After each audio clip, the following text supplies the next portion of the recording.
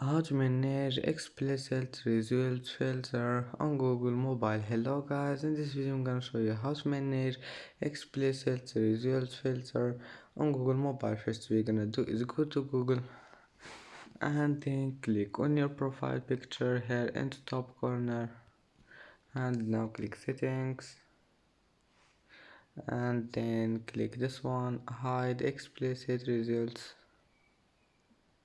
and here you can manage explicit results filter on Google Mobile. First we're gonna do just click here, and as you see now safe search is now on, and if you want to turn it off again just click on it.